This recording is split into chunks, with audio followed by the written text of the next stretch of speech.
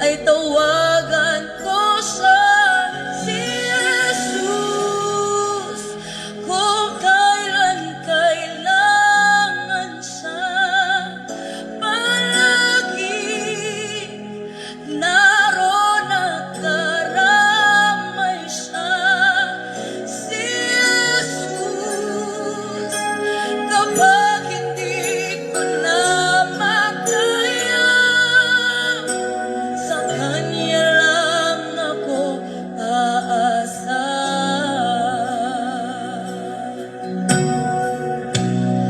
Kahit pilitin ko, puso ko'y maging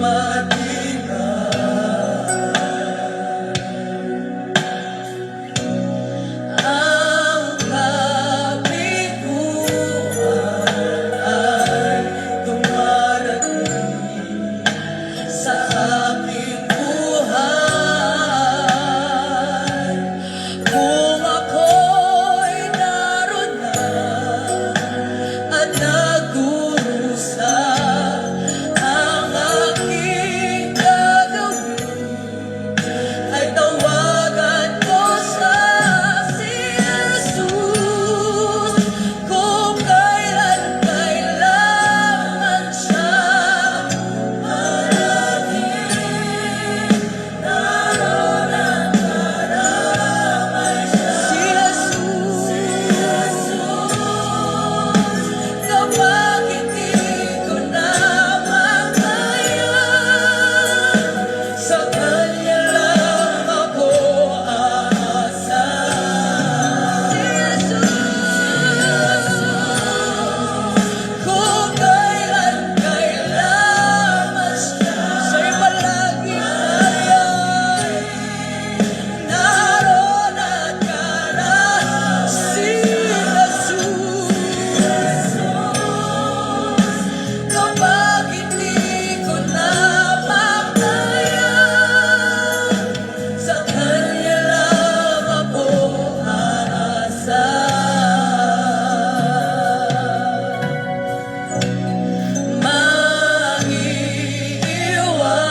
Maiiwasan ba ang iba'y mag-isang tulog? Kahit kaibigan ay nagbibigay sama ng loob. Kung ako'y masaktan, saan po ang aking gagawin? Ay tawagan ko siya, si Jesus. Kung kailan kailangan siya, palagi naroon nakaramay siya, si Jesus. Kapag hindi ko na makaya, sa Kanya lang ako aasa, si Jesus. Purihin ang pangalan ng ating Panginoong Hesukristo. Mga kaibigan at mga kapatid, isang mapagpalang umaga sa inyong lahat sa pangalan po ng ating Panginoon. Sa awiting ito na inyo pong napapakinggan ay muli pong sumasa inyo ang programang Si Jesus ang Buhay na Pag-asa. Salamat po sa Panginoon sa panibagong umaga sa araw na ito ng Martes. Sa biyaya ng Diyos, mga kapatid, sa araw na ito ng Miyerkules, brother. Salamat po sa Panginoon sa kanyang kabutihan, sa kanyang katapatan sa ating pong mga buhay. Welcome to our program at muli ito po ang inyong lingkod, Pastor Randy Rosare ng United Pentecostal Church Bulan, na bumabati po sa inyo at nag-aanyaya na tayo po ay muling magkasama-sama sa isang banal at makabuluhang pag-aaral ng salita ng Diyos.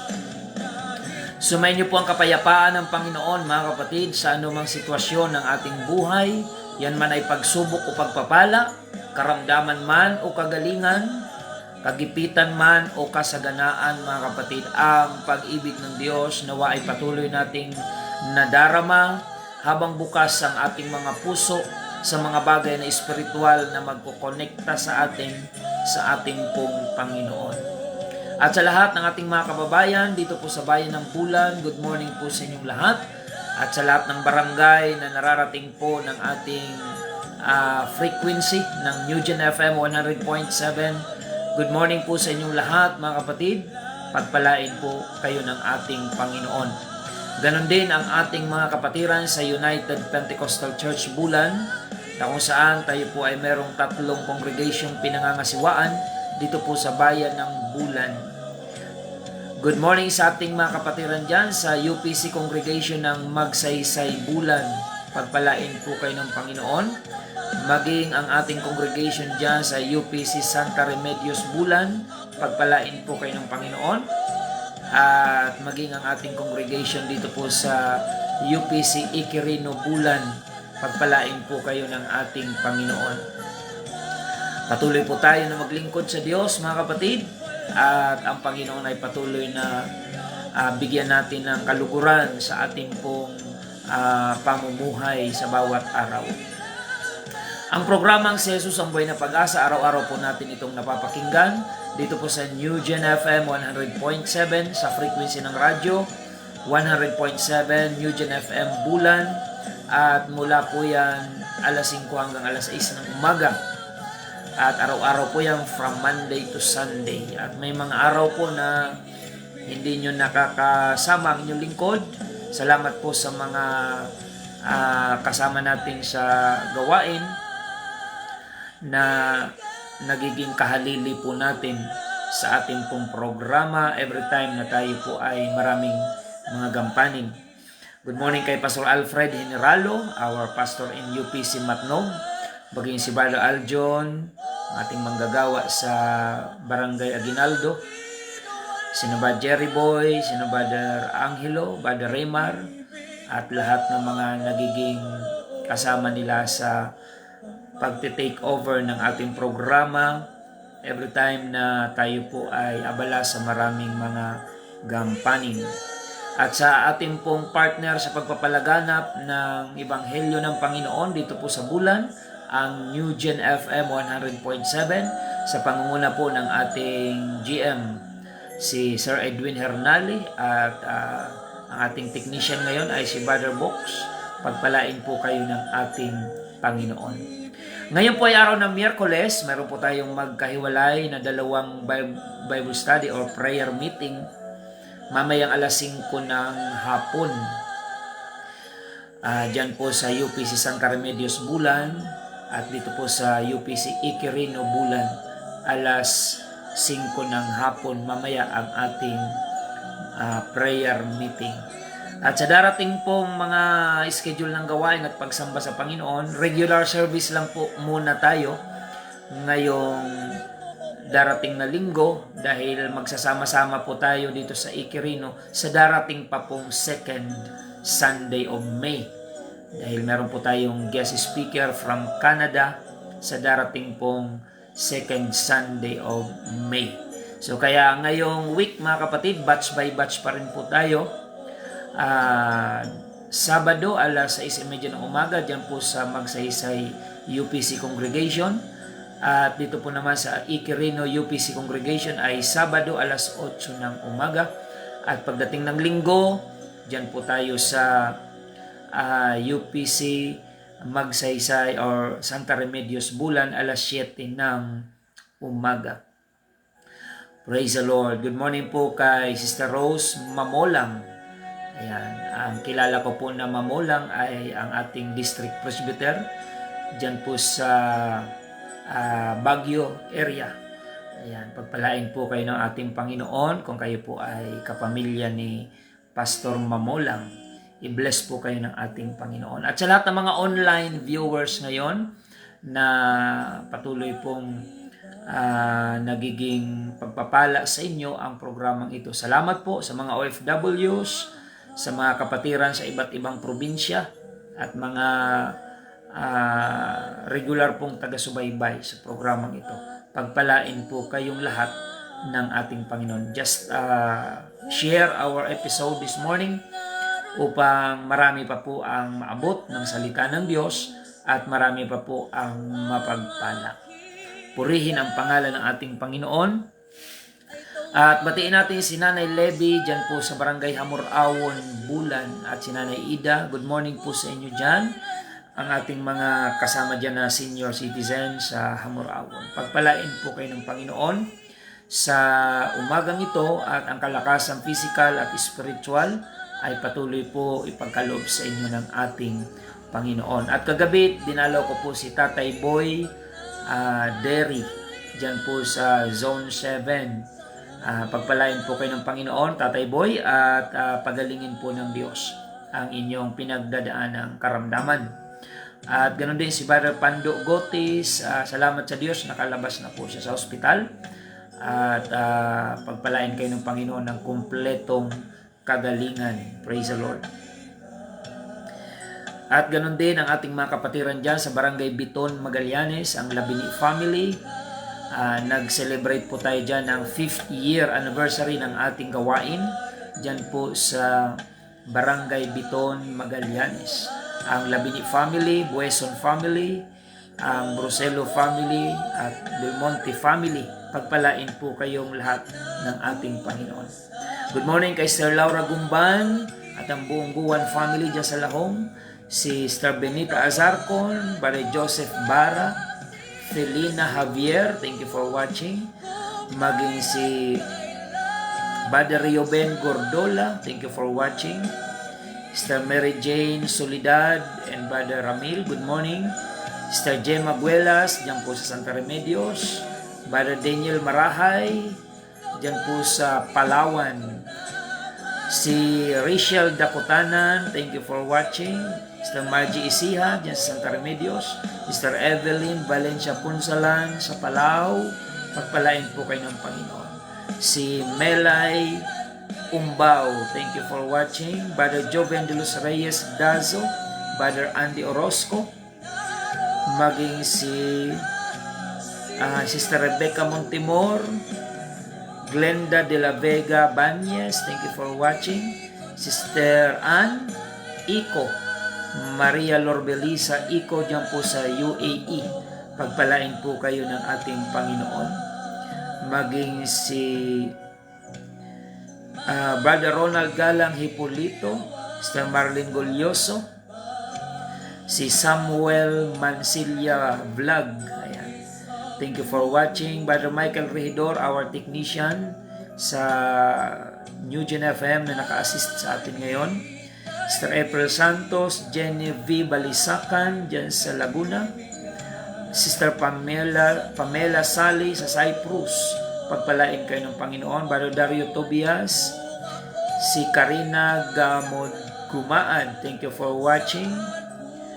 From UPC Lubo, Tanodan, Kalinga. Ayan. Pagpalain po kayo dyan ng Panginoon sa Norte. Sister Edna Ramos Barbacena, Sister Angelita Castillo, Sister Josie Bagaw dyan sa Barangay Utabi. Pagpalain po kayo dyan ng Panginoon. Ang Hirangco family, Granado family and Bagaw family. Good morning po sa inyo dyan. Si Stephen Hunter Tihada, Brother Danny Ocampo, good morning. Sister Ellen Sampan del Rosario, at maging si Matilde Leda Sidugen Bernardo. Sister Esperanza Gesta Ubando, Sister Egina Banisok Tayab, Evelyn Acuña, Lita Sultan. Praise the Lord. Sister Josie Exiha, thank you for watching. Sister Elsa Belien, Mama Edin Nabua, ayan, si Mauhera Salian, Sister Mirna dyan po sa Kuwait, ayan. Si Brother Imboy Briobo sa Saudi Arabia ata ito. Pagpalain po kayo ng Panginoon. At Sister Melody Herrero, Magister Rose San Juan Paoyo, si Brother J.R. Nedia, and family, Brother Tofe Mendoza. Ayan. So, paki-share na lang po mga kapatid ng ating episode ngayong umaga at marami pa po nawa ang mapagpala ng ating Panginoon. So, sa pagkakataong ito, tayo po ay dadako sa panalangin upang hilingin po natin ang patnubay ng Panginoon sa pag-aaral po natin ng Kanyang banal na salita. Tayo po ay manalangin. Panginoong Jesus, ngayong umaga kami po ay muling nagpapasalamat sa biyaya mo at pagpapala sa iyong kabutihan at kadakilaan sa aming pong mga buhay. Panginoon, dalangin po namin ang aming mga puso ay iyo pong linisin at dalisayin sa iyong banal na harapan. Patawarin mo po kami sa aming mga pagkukulang, pagkakasala sa iyong harapan, kasama ng aming mga viewers online and listeners on air. We pray, God, na patuloy mo pong ibukas ang aming mga puso, isipan sa mga bagay na espiritual na ngayong umaga ay aming pagsasalusaluhan bilang espiritual na pagkain para sa aming mga kaluluwa. Katagpuin mo po ang pangailangan ng aming mga kababayan sa mga may karamdamang taglay, ipagkaloob mo po ang kagalingan sa oras na ito. Dalangin namin ang aking dinalaw kagabi, si Tatay Boy Derry, dyan sa Zone 7. Pagkalooban mo siya ng kumpletong kagalingan sa kanyang pinagdadaan ng karamdaman, Panginoon. Igawad mo po sa kanyang kalakasan, kagalingan, sa pangalan mo, Panginoong Hesukristo, na aming nag-iisang Diyos at tagapagligtas. Complete healing din kay Brother Pando Botis. At salamat na nakalabas na po ng hospital, and we are praying for continuous healing sa kanyang karamdaman, Panginoon, na pinagdaanan. At dalangin din namin, Panginoon, magligtas ka ng maraming mga kaluluwa, bunga ng evangelism program na ito sa radio at sa Facebook Live. Nawa ay marami muli ang tutugon sa panawagan ng kaligtasan, sapagkat ngayon ay mas malapit na ang iyong pagbabalik kumpara nung mga unang ito ay ipinangaral. Dalangin namin, Panginoon, lahat ng mga kapatiran, patuloy mo palakasin sa pananampalataya, at ang evangelism team ng Church ng UP Sibulan ay patuloy mong gawing active and effective sa iyong gawain, Panginoon, upang mag-akay ng mga kaluluwa, upang magtamo ng kaligtasan. Dalangin pa namin, Panginoon, ang mga listeners namin on air, sa radyo, sa kanilang mga lugar, maaaring nasa liblib na mga lugar ang aming mga taga-subaybay ngayon. Abutin mo po sila ng iyong kapangyarihan at mapagpalang kamay. At sa umagang ito, patuloy kang kumilos, basbasan mo ang iyong banal na salita na maging pagpapala po ito sa buhay ng aming mga kababayan. Maraming salamat, Panginoon. Sa iyo lamang ang papuri, pagsamba at pagluwalhati. In the name of our Lord Jesus Christ we pray. Amen and amen.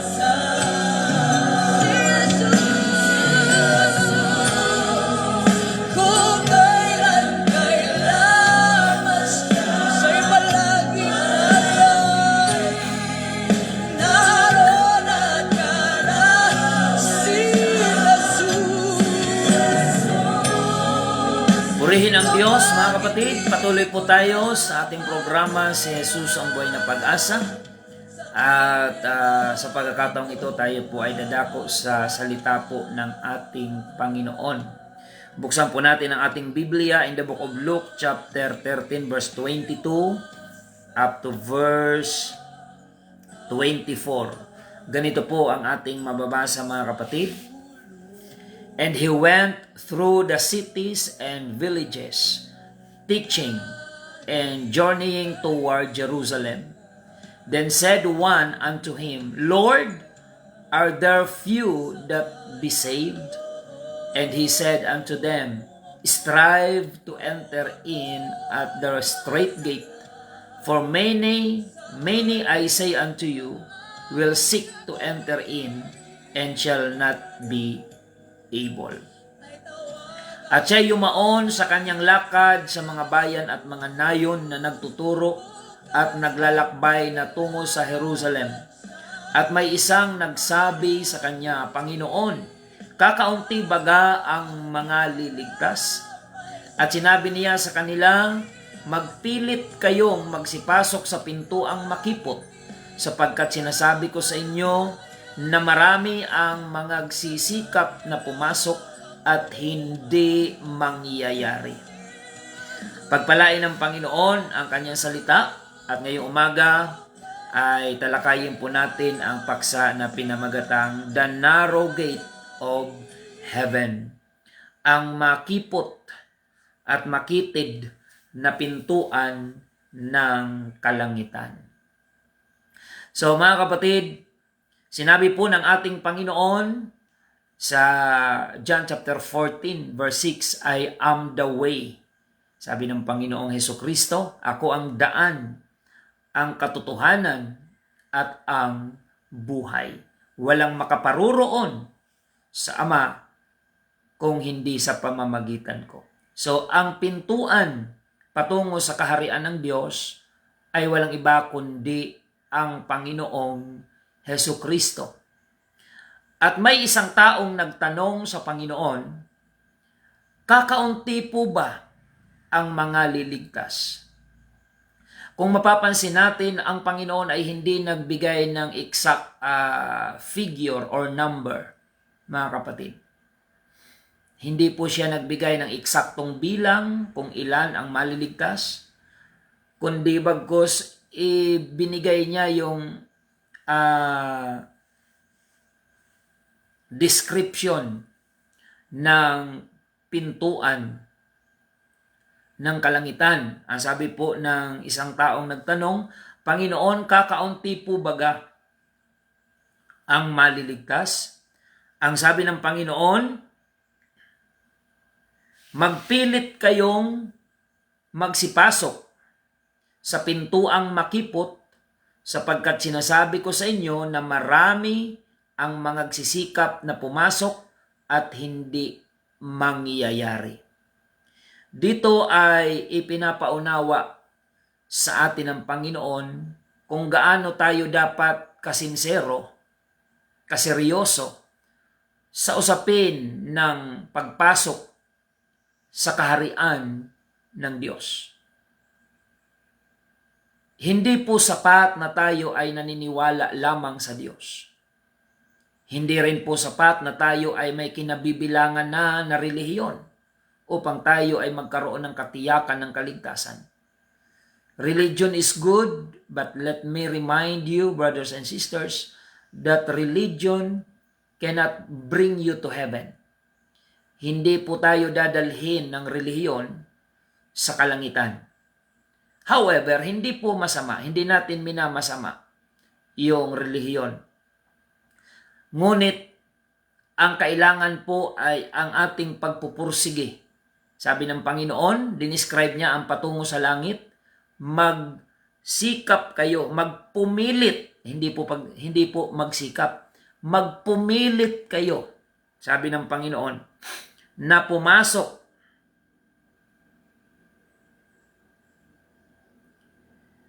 sa makipot na pintuan, sapagkat sinasabi ko sa inyo, marami ang mga nagsisikap at hindi mangyayari. Mga kapatid, ang pinag-uusapan dito ay ang kaligtasan, ang pagpasok sa kaharian ng Diyos. Kaya mga kapatid, sabi ng Panginoon, marami ang magsisikap. Nagsikap na yun, ha? Marami ang magsisikap, hindi pa makakapasok. Kaya sabi ng Panginoon, magpilit kayo. Mas malalim pala yung pipilitin natin kaysa sa sisikapin lamang natin. Mga kapatid, alam nyo, sa pag-i-invite ng mga tao sa church, every time na nag-i-invite tayo ng mga tao, papangakuan ka, sige pastor, sisikapin ko makarating sa linggo. Hindi man dumating. Sinikap na yon, mga kapatid. Pero ibang usapan kapag sinabing pipilitin ko na makarating. Yun po ang kailangang quality. Kung gusto natin na makapasok sa kaharian ng Diyos. Sabi ng Panginoon, magpilit kayong magsipasok sa pintuang makipot, sapagkat sinasabi ko sa inyo na marami ang magsisikap, ngunit hindi mangyayari. Ang malungkot dito, nagsikap na. Kaya sa mga kapatiran, dagdagan pa natin ang pagsisikap kung makarating tayo doon sa pagpupumilit. Amen. Na kahit hindi mo na nararamdaman minsan, pero dahil alam mong tama, kahit hindi mo naramdam dahil sa dami ng mga pagsubok, dahil sa dami ng mga kabigatan, kapighatian, minsan yun na ang nararamdaman mo, yung kapighatian, hindi na yung kagalakan. Pero dahil alam mong tama ang iyong ginagawang paglilingkod, we serve the Lord not according to our feelings, not according to our mood, mga kapatid. We serve God in spirit and in truth. Sa espiritu at katotohanan ang paglilingkod sa Diyos. Hindi ito dapat nakasalalay sa pakiramdam, sa feeling, sa mood ng tao. Mga kapatid, dahil nasa mood ka man o hindi, dapat alam mo ang katotohanan na kailangan nating maglingkod sa ating pong Panginoon. Ang pakiramdaman natin ay okay o hindi, dapat hindi nakasalig sa pakiramdam ang paglilingkod natin sa Panginoon, kundi nakasalig sa espiritu at katotohanan.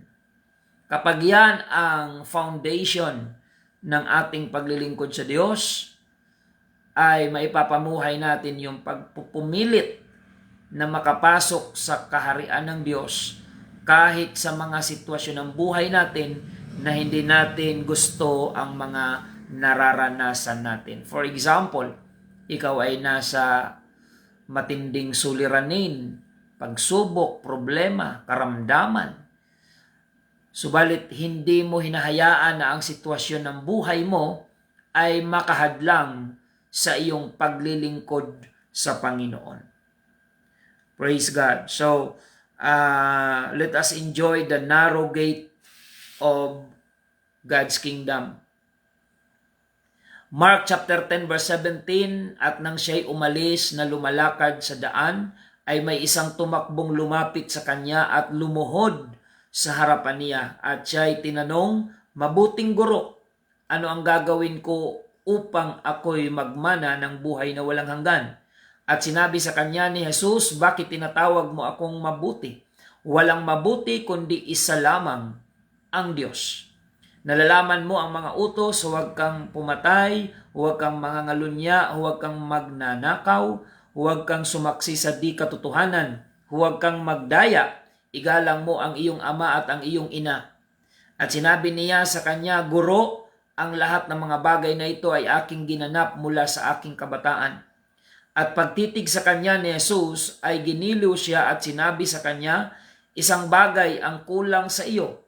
Yumaon ka, ipagbili mo ang lahat mong tinatangkilik at ibigay mo sa mga dukha at magkakaroon ka ng kayamanan sa langit at pumarito ka, sumunod ka sa akin.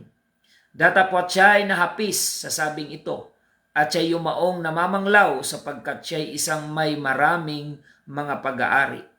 At lumingap si Jesus sa palibot-libot at sinabi sa kanyang mga alagad, kay hirap na magsipasok sa kaharian ng Diyos ang mga may kayamanan. Purihin ang pangalan ng ating Panginoon. Ituloy natin sa 24. At nangagtaka ang mga alagad sa kanyang mga salita. Datapwat si Jesus ay muling sumagot at nagsabi sa kanila, mga anak, kay hirap na magsipasok sa kaharian ng Diyos ang mga magsisiasa sa mga kayamanan. 25. Magaan pa sa isang kamelyo ang dumaan sa butas ng isang karayong kaysa isang mayaman ang pumasok sa kaharian ng Diyos. So mga kapatid, yan po yung senaryo tungkol doon sa isang mayaman na nagmamadaling lumapit sa Panginoon para mag-inquire. Ang sabi niya, Panginoon, ano ang dapat kong gawin upang ako'y maligtas at magmana ng buhay na walang hanggan. Napakaganda ng kanyang katanungan, ngunit ang problema ay hindi siya handa sa kasagutan. Alam niyo, may mga taong ang daming tanong, pero hindi naman sila handa na tumanggap ng totoong kasagutan sa kanilang mga katanungan. Maraming ganon, mga kapatid. Ang daming tanong,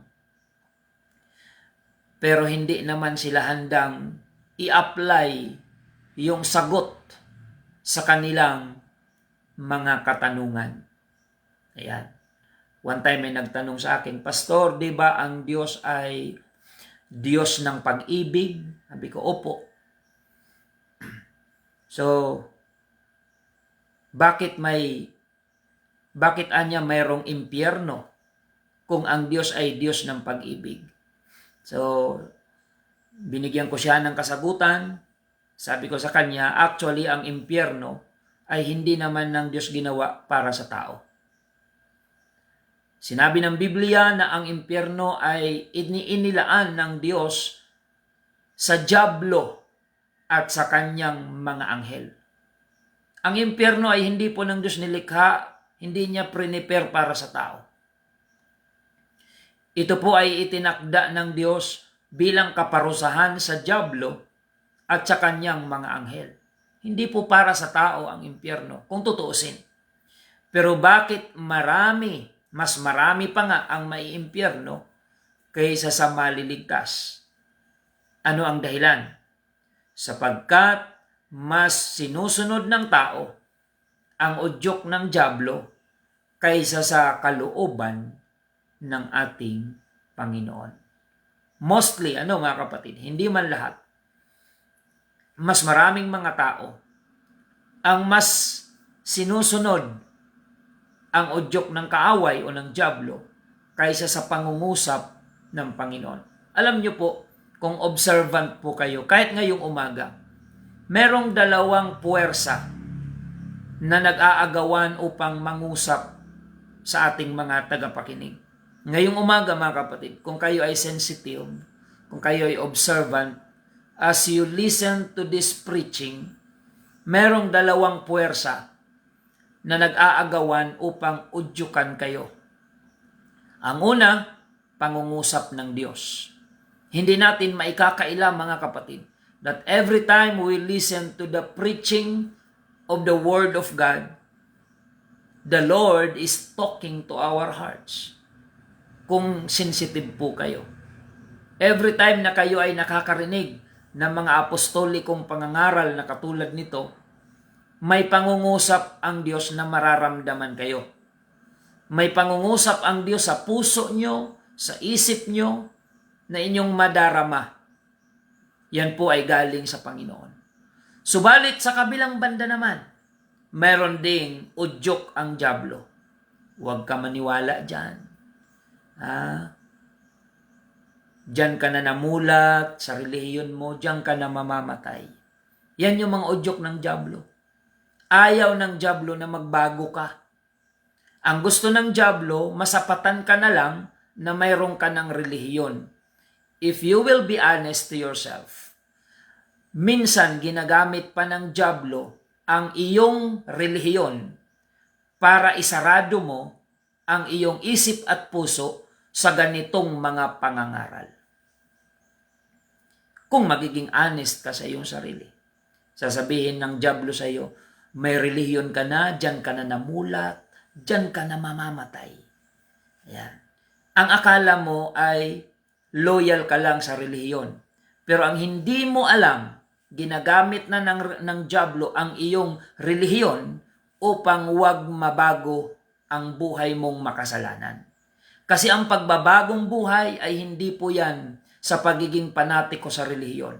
Ang pagbabago ng buhay na gusto ng Diyos mangyari sa atin ay mararanasan lang natin yan kapag pinaghari natin ang Panginoong Hesukristo sa ating buhay, bunga ng ating pagpapasyang tanggapin siya at paghariin at isuko sa Kanya ang ating buhay at hayaan natin siya ang maghari sa ating pong mga puso at sa ating mga kaluluwa. It is more than being religious. Higit pa yan sa pagiging relihiyoso. Pero ang dyablo, madalas, kapag nakakarinig kayo ng mga ganitong pangangaral, iuudyok ng dyablo sa inyo, ay may relihiyon ka na. Diyan ka na namulat, diyan ka na mamamatay. Yan, huwag mong ipagkanulo ang relihiyon ng iyong mga ninuno. Ang akala mo loyal ka lang sa iyong relihiyon, pero kinakasangkapan pala ng dyablo ang iyong relihiyon at ang pagiging panatiko sa relihiyon upang hindi mo matanggap ang relasyon sa Panginoon. Sana ay observant po kayo mga kapatid. Maging matalino tayo sa pag-obserba sa mga gawa ng kaaway sa ating pong mga buhay. So mga kapatid, ang sabi po ng mayamang lumapit sa Panginoon, ano ang aking gagawin upang ako'y magmana ng buhay na walang hanggan? Ang sabi po ng Panginoon, sundin mo ang kautusan. At sa kabutihang palad, sabi po ng mayamang ito, Panginoon, sinunod ko na po yan mula nung ako'y bata pa. Ibig sabihin, maganda ang pagkakapalaki sa taong ito ng kanyang mga kinilalang mga magulang. Yan. Shout out sa mga mabubuting magulang na napapalaki nyo ng may mabuting asal ang inyong mga anak.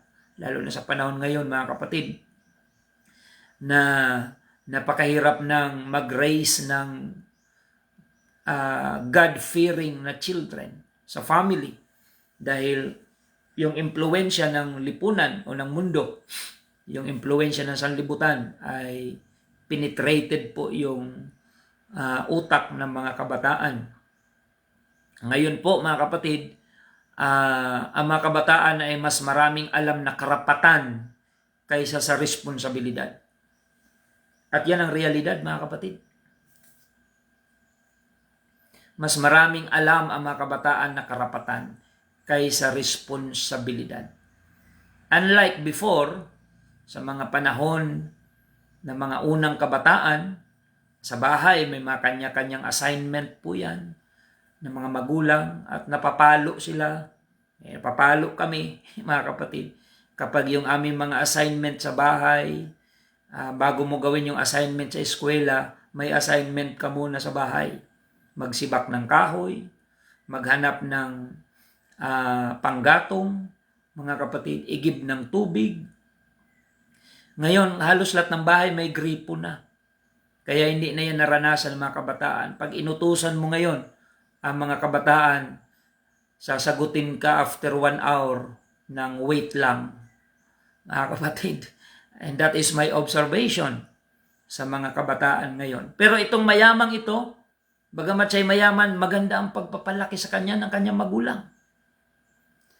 Pero ang pansinin natin, hindi siya ligtas porket siya ay mabuting tao lamang. Hindi pa siya ligtas kahit mabuti na siyang tao. Kaya ang kaligtasan ay hindi po sa pagiging mabait na tao lamang, hindi sa pagiging matulungin lang. Ang kaligtasan ay relasyon sa Panginoon. So, sabi ng binatang ito, sinunod ko na ang kautusan bago pa, kumbaga mula pa sa aking pagkabata. Pero ang sabi ng Panginoon, sinubok siya ng Panginoon kung talagang totoo ang kanyang pag-ibig sa Diyos. Kung talagang totoo ang kanyang hangaring makapasok sa kaharian ng Diyos, sinubok siya. Kagaya ni Job na sinubok din. Kagaya ni Abraham na sinubok din. Ang mga naglilingkod sa Diyos kasi ay hindi exempted sa pagsubok.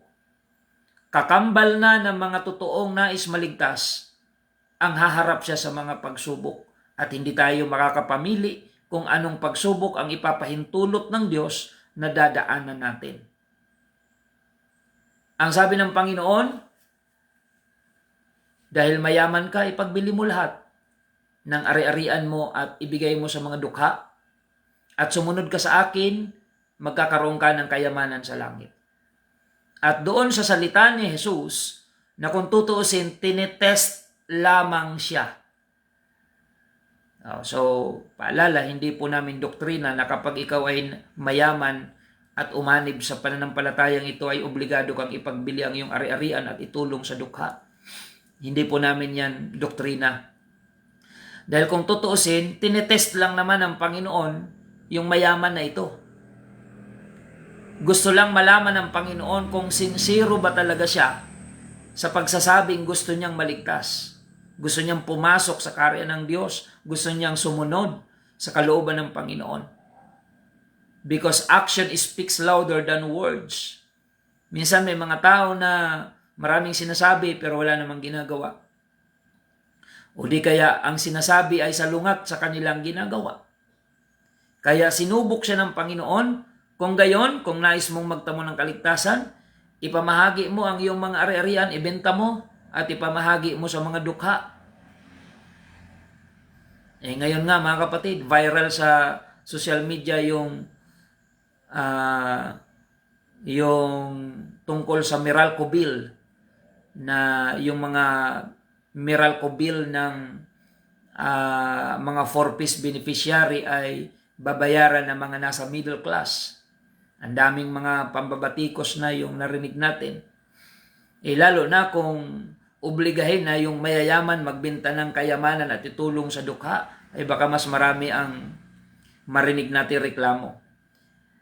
Pero ang puntong ito, hindi po ibig sabihin na kapag susunod ka sa Diyos bilang mayaman, ay dapat maging dukha ka. Hindi po yun ang punto.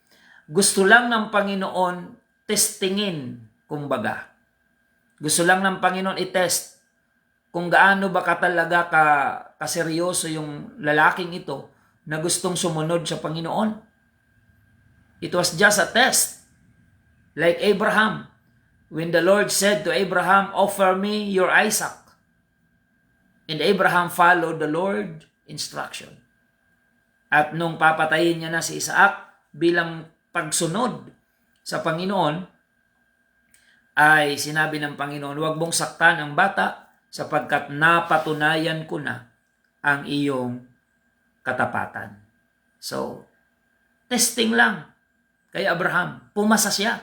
Pero itong mayaman, tinest ng Panginoon, hindi siya pumasa. Sapagkat mas minamahal niya ang material na kayamanan kaysa sa makalangit na kayamanan. Hindi masama maging mayaman kung nakuha mo yan sa tamang paraan. Huwag lang sa maleta galing sa kaban ng bayan. Kasi maraming mga yumayaman galing sa kaban ng bayan. Galing sa maleta na ninakaw sa kaban ng bayan. At hanggang ngayon, nagtutulakan kung sino ang mananagot. Kasi yung nagpapanagot, yun din pala ang isa sa dapat managot. Yung nag-iimbestiga, yun din pala ay dapat imbestigahan. Kaya tapunan sila ng putik. Testing lamang ng Panginoon sa mayaman yung sinabi niya na ibenta mo ang iyong ari-arian, ibigay mo sa mga dukha at sumunod ka sa akin. Hindi siya pumasa doon. Dahil nakita ng Panginoon na ang taong ito, bagamat nagde-desire siya na sumunod sa Diyos, ngunit mas mahal niya ang material na bagay kaysa sa Panginoon. So we cannot serve two masters at the same time. We cannot serve God and mammon or material things at the same time. Yes, we need material things while we are still in this world. Nandito pa tayo sa sanlibutan, kailangan natin ng material na bagay. However, kailangan nating i-prove sa Panginoon that we love God more than anything else. We need to prove to God that we love Him more than any material things in this world. At doon sa test na yon, sad to say, bumagsak yung mayaman na gustong pumasok sa kaharian ng Diyos. Kaya ang sabi ng Panginoon,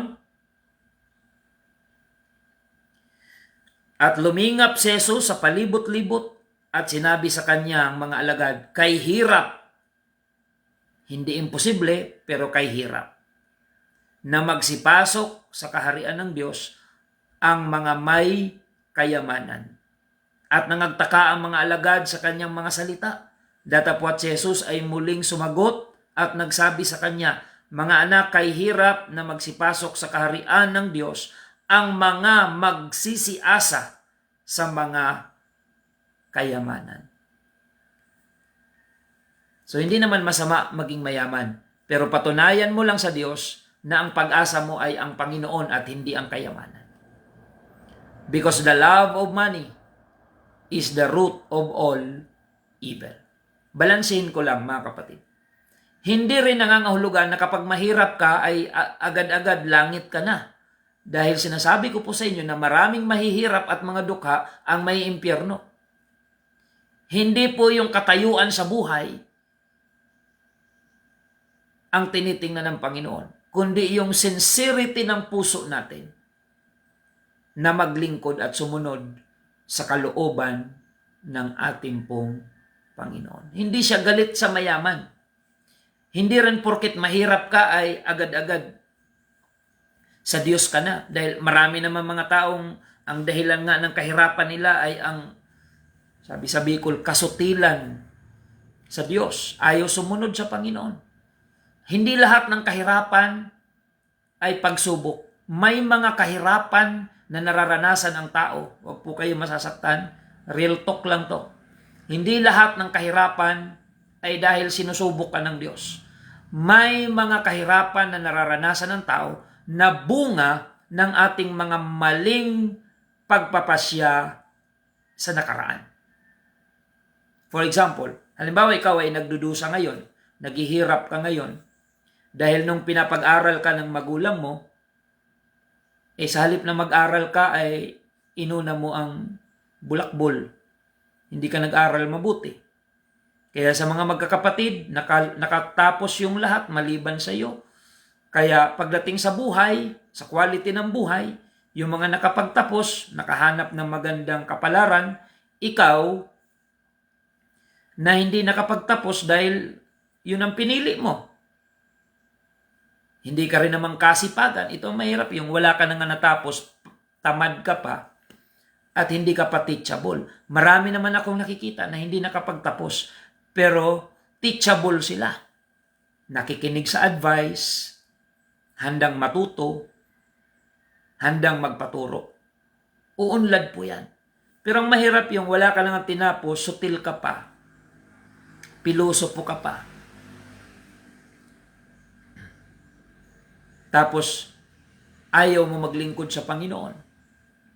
Hindi ka taka-taka kung hindi ka makagulapay sa kahirapan. So, hindi lahat ng kahirapan ay pagsubok.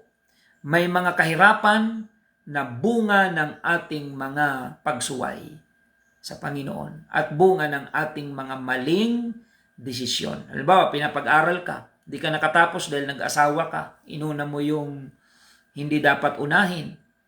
So natural kapag ikaw ay nag-asawang walang preparasyon, puro lang I love you ang alam, mga kapatid, anong buhay ang naghihintay sa iyo? Kahirapan. Kaya nauulit-ulit lang yung cycle. Yung kasutilan mo, nanganak ka ng sutil din, yun, nag-asawa din ang wala sa preparasyon. Kaya yung cycle of poverty sa family, from generation to generation.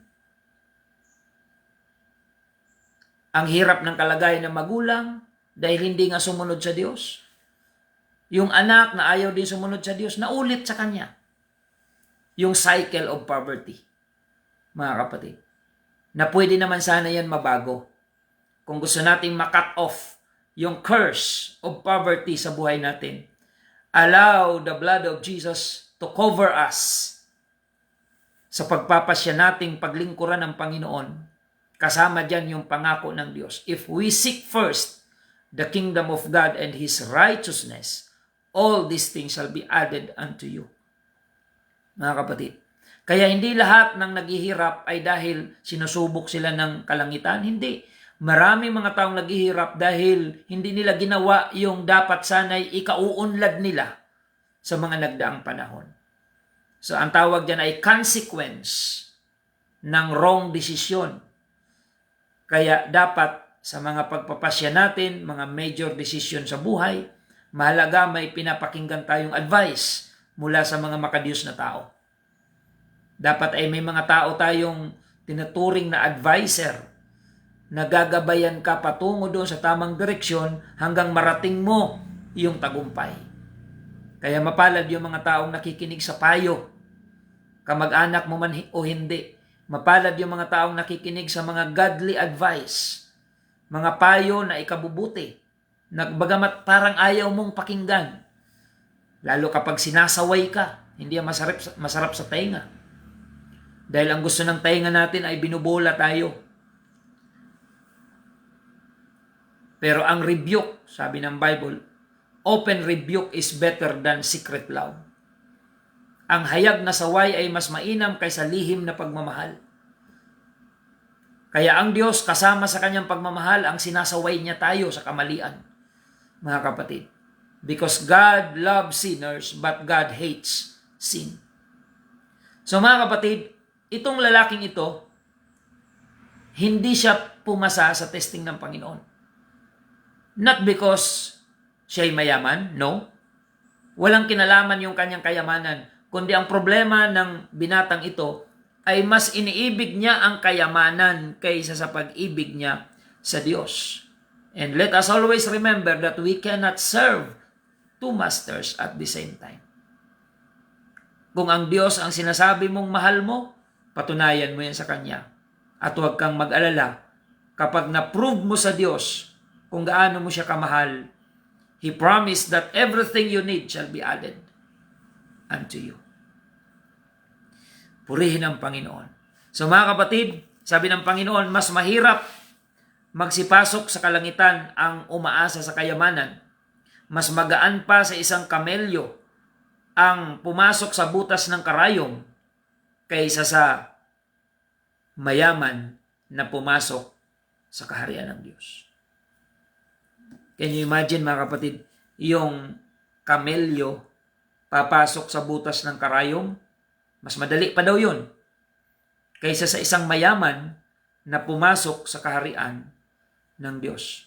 Ano ang ibig kong sabihin? Kapag mayaman ka kasi, marami kang kailangang isacrifice para masunod mo ang Panginoon. Bisyo, layaw, yung marangyang lifestyle mga kapatid, na pwede mo namang isimplify alang-alang sa paglilingkod mo sa Panginoon. Mga kapatid, mga bisyo, barkada, yan. So mahirap naman i-sustain ang bisyo kung wala ka namang mga pag-aari. Otherwise, kailangan mo mag-knockout to sustain yung bisyo na mayroon ka. Yan. Pero dahil siya'y mayaman, ang isang taong mayaman at may bisyo, may pangsustento siya sa bisyo niya. Mga kapatid, kaya maraming isasacrifice ang mga mayaman para makasunod sa Diyos kumpara doon sa mga simple lang ang pamumuhay. At doon sa Israel, ay meron doong gate na napakaliit. Pasukan ng kamelyo yon. Ang tawag nila doon sa gate na yon, sa Jerusalem, ay Needle's Eye.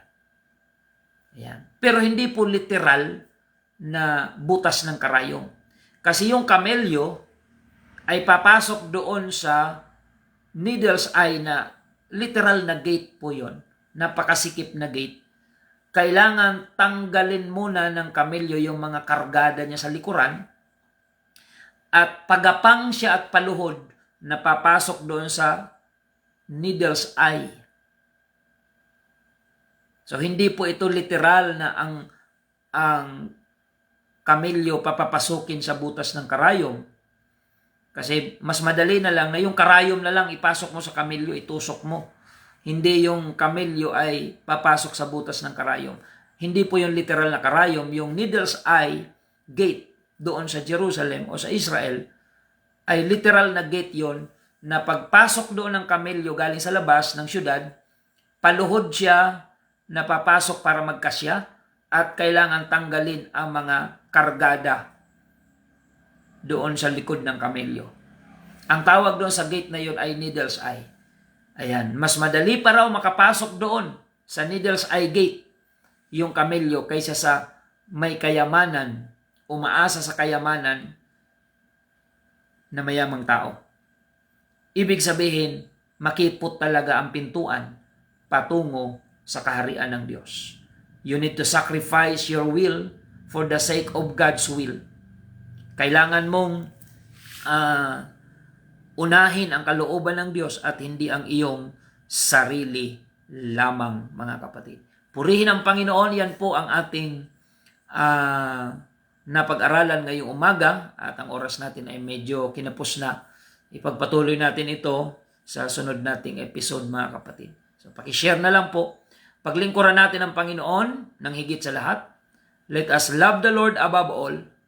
Prioritize the will of God compared to our human will, mga kapatid. Kaya sinabi ni Jesus Christ, when He prayed to the Father as an example on how we should pray, Lord, not my will, but your will be done. Yan po yung example na ibinigay ng Panginoon. Paano dapat tayo maglingkod? Not according to your will, but according to the will of God. Purihin ang Panginoon. Salamat po sa inyong pagsubaybay. Pansamantala muna tayo magtapos. Tayo po ay manalangin. Panginoong Hesus, maraming salamat po sa iyong biyaya at pagpapala na ipinagkaloob sa amin. Salamat sa mensaheng ito na nag-remind po sa amin na ang pintuan patungo sa iyong kaharian ay makitid, makipot. Kung kaya't bawat nagnanais na makapasok ay may kailangang gagawing sacrifice. Na kailangan namin talikuran ang anumang mga bagahe, mga kasalanan, bisyo, at mga bagay na hindi ka nais-nais sa iyong harapan. Kailangan namin itong talikuran upang kami makapasok sa makipot na pintuan ng iyong kaharian.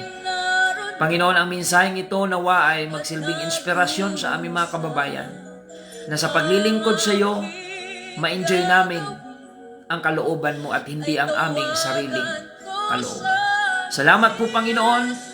Bless our viewers online and our listeners on air at lahat ng aming mga taga-subaybay. Katagpuin mo po ang kanilang pangailangan at ipangusap mo po ang mensaheng ito sa lahat ng aming mga taga-subaybay sa umagang ito. Maraming salamat, Panginoon. Sa iyo lamang namin inialay ang pinakamataas na pagpupuri, pagsambat, pagluwalhati. In the name of our Lord Jesus Christ we pray. Amen and amen. Mga kapatid, bago po tayo magtapos, salamat po sa inyong pagsubaybay. Pakishare na lang po ng ating episode ngayong umaga at ang biyaya at pagpapala ng Diyos ay sumainyo pong lahat, mga kapatid. So, bukas muli tayong magkasama-sama, same station, New Gen FM, same time, mga kapatid, at pagpalain ng Diyos ang bawat isa sa atin ngayong umaga. Ito po ang inyong lingkod, Pastor Randy Rosari ng United Pentecostal Church Bulan, na nagpapasalamat sa inyong pagsubaybay at lagi nating tandaan na tanging si Jesus lamang po ang ating buhay na pag-asa. Kung ako